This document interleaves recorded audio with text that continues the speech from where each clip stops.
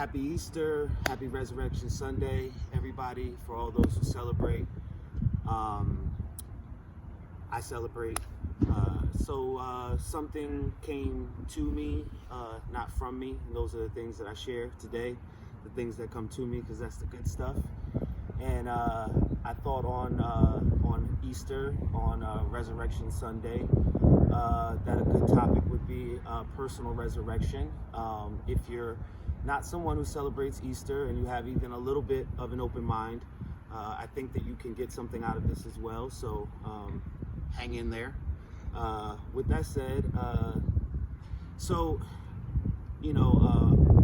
we live life, I've lived life, and I've gone through a lot of things in life, and I'm in a place now where I really appreciate the things that I've been through in life, the good and the bad especially because I've learned more from the bad things that I've gone through than the good things. One of the things that I've learned about is kind of like, the way that we're constructed, if you would. So ego, right? Let's just get to it. I think everybody's heard the word ego. You got a big ego. The ego is a real thing. The easiest way that I could explain the ego is all of the things in the world that get piled on top of us, the real us, when we're born and we enter this world. It's all the ideas that we get told that, you have to go to college, get a good job, make money, whatever it is. And in my opinion, we live in a world, my experience, we live in a world where fear is the primary driving force. And so the prime component of our ego is fear. And its primary fear is fear of losing what we have and not getting what we want. And, so that fear then leads to, in my experience, a lot of selfish behavior. I know that I can see and I can't even number the selfishness, the selfish actions, the selfish behaviors in my life. So we have the ego, right? This is all going to connect. We have the ego, and then underneath all those ideas, some good, mostly bad in my experience, we have our real self. So what am I talking about when I'm talking about personal resurrection? What I'm talking about is dying to the ego, the death of the ego, and the birth or the rebirth, if you will, of our true self. So one of my experiences, one of the ways that this all started to make sense to me and helped me arrive in such a peaceful, better place in life, was that we have these thoughts and we have these emotions, but we identify with these thoughts and emotions, and we think that we are these thoughts and emotions. So if you have a thought that says, I want to eat a whole cake or eat a whole tub of ice cream, you go and eat a whole cake and a whole tub of ice cream, and then you feel miserable. And if you're really extreme and you have a thought and you think, I want to go rob that store, you go rob the store.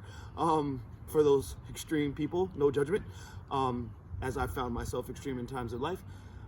Whatever it is, we identify with these thoughts like they are us.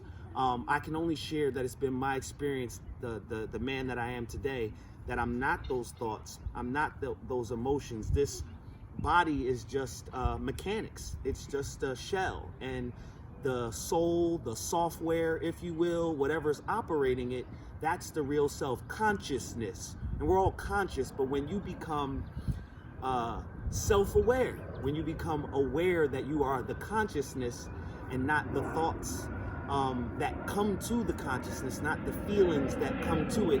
One of the most powerful things I ever heard was that emotions are great servants and very poor masters. Your emotions and your thoughts should not have mastery over you. So how do we kill the ego? How do we begin the death of our ego? Well, the first thing is that we have this awareness that I'm talking about, that we're not our thoughts, that we're not our emotions, that we're something more, that we're something conscious of those things. And then we start to become aware of our behaviors, because our behaviors become our habits, and our habits become who we are, and we want to change those things, the bad ones. We do this by becoming aware of those bad habits and disciplining ourselves in new ones. And I'm really oversimplifying it, because this isn't meant to be an hour-long TED Talk or anything like that. This is just meant to plant some seeds in your brain from my personal experience. And so, these series of talks about our mental, our emotional, our spiritual health as a personal trainer, and wanting to diverge a little bit from the traditional, you need to walk a certain amount of steps every day and drink a certain amount of water and eat protein and do these things, and talk about your mental health, because the connection between the mind and the body is real. That's something that I've got to know very personally in my over a decade of experience as a strength and conditioning coach and a personal trainer. And if the mind is right, then the body will be right. And so I'll just share a little bit about what it looks like in my life today. So I lived what a lot of people would talk about, like kind of a pretty charmed life. It seemed like everything I touched in the first half of my life went well. Honor roll student, all-American athlete, 4-year scholarship to a Division I school, good career. And then life happened, and it happened really fast, and it happened really hard, and it happened really bad. And some of it was my choices, and some of it was things that I couldn't control. However, I found myself spiraling into a really, really dark place. The beautiful thing was, I think a lot of us fear, because I talked about fear in the beginning, and this is what our ego wants to keep us trapped in. We fear the dark, but it was in that darkness, and it was in that low place that all the magic happened and all the blessings occurred. I'm humble enough to say that there have to be other paths, but the people that have been sent to my life as teachers and mentors, they've had to go through some sort of struggle and come out on the other side, to gain their peace and their joy and their love and their freedom and their purpose.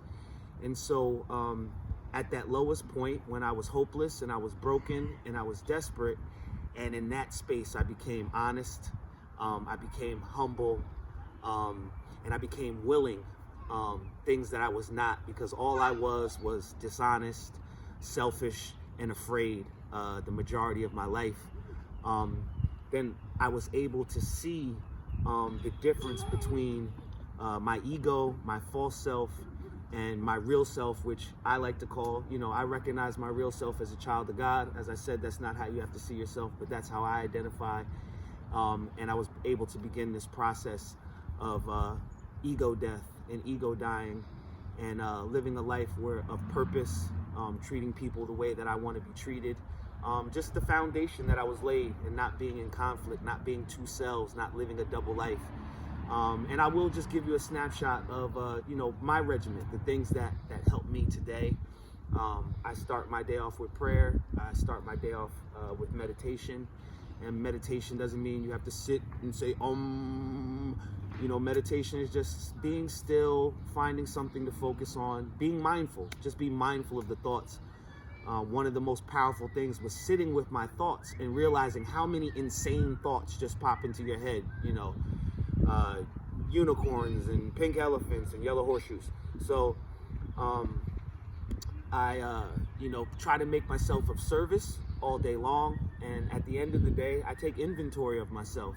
I look at my day, I look at how I've conducted myself, and I prepare myself to make changes into the next day.